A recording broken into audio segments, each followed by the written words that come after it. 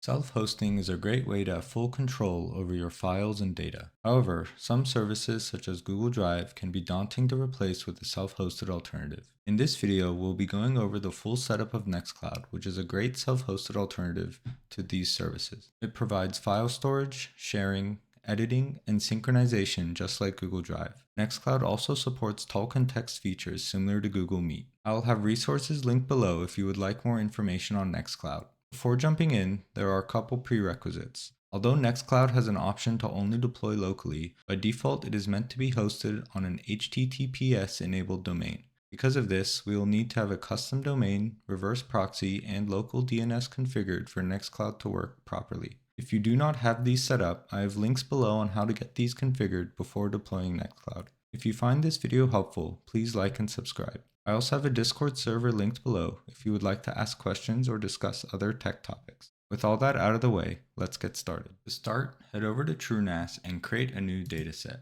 This dataset will store all of our Nextcloud data. Create the dataset using the apps preset.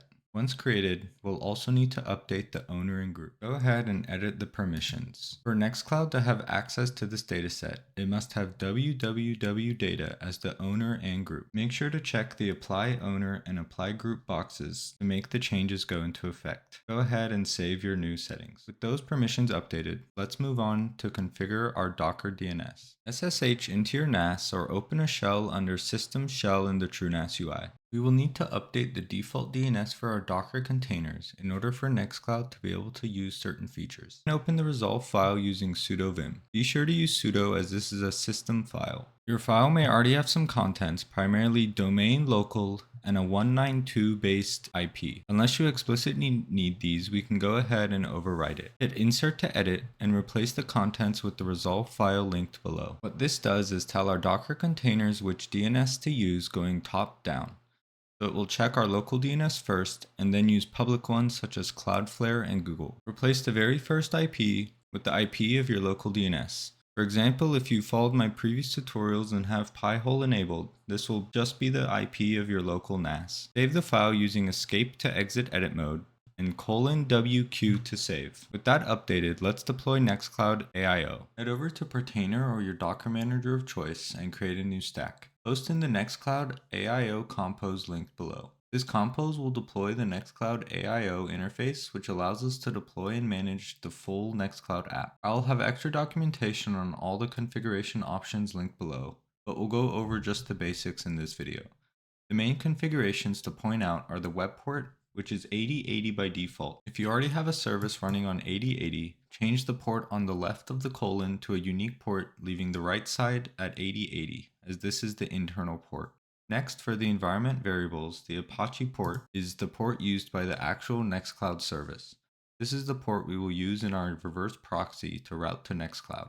For Nextcloud data dir and Nextcloud mount, these will be the NAS dataset we created earlier in the video. The main distinction between these is the mount path is the actual dataset we created.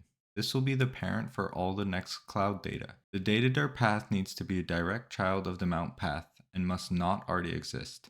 Nextcloud will create this directory itself within our NAS dataset. I have skipped domain validation set to true, as this can cause some issues and get stuck during deployment. Before deploying, let's head to our proxy manager and verify our proxy host. I'm using npm and have my proxy host for Nextcloud here. Make sure your port matches the Apache port in our compose file from before, and make sure that you have the WebSocket support enabled. Under SSL, we primarily just need Force SSL and HTTP2 support. With the proxy host verified, let's go back and deploy Nextcloud. Once deployed and our Nextcloud AIO master container shows us healthy, we can finish the deployment through the AIO interface itself. Head over to the AIO interface using your NAS IP and the port we set in our compose file. Go ahead and copy the passphrase and save this, as we will need it for later. Go ahead and enter the passphrase when prompted and log in.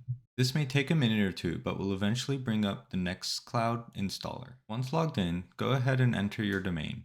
I'll be using nextcloud.transwarphub.com. You cannot change this later, so please be sure to check your spelling. This domain must also be added to your Cloudflare DNS and local DNS. Go ahead and submit your domain. Once our domain is set, we can install Nextcloud. I will select Nextcloud Hub 25. The default is Nextcloud Hub 10, which is the previous version. I recommend using Nextcloud Hub 25, as this has quite a few security and performance updates over Nextcloud Hub 10. Next, we can pick all the features we want to install. I will be installing just the defaults, but we'll have links below if you want more details on the other features. These default features include all the primary features of Nextcloud, including Files, Office, and Talk. Scrolling down, we can also be sure to set the correct time zone for whatever region you're in. Once we have all that configured, let's go ahead and download and start our containers. This will begin to deploy all the needed containers for Nextcloud.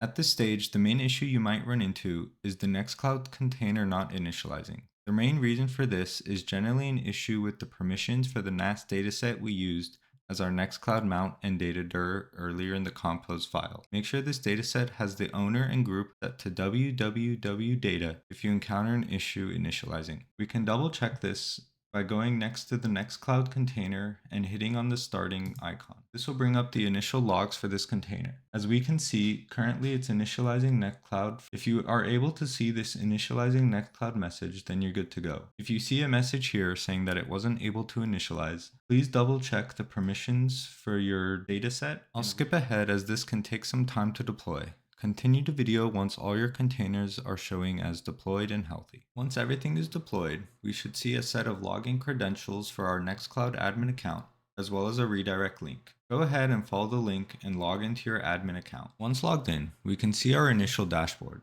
Let's open some example files to make sure everything is working. Open one of the recommended files, for example, org chart. This should bring up the online editor similar to Google Drive.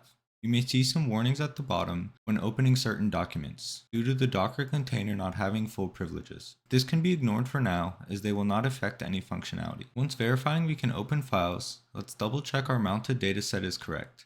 Go ahead and close your open file, head over to Administration Settings, under System, and we should see our dataset mounted with correct data allocation matching our NAS data pool. With all of these verified, we officially have a fully functional Nextcloud service. Nextcloud is a great application for transitioning off Google Drive and other Google services. If you have any questions, please leave a comment or join the Discord server linked below. If you found this video helpful, please like and subscribe. Thank you for watching, and happy self-hosting.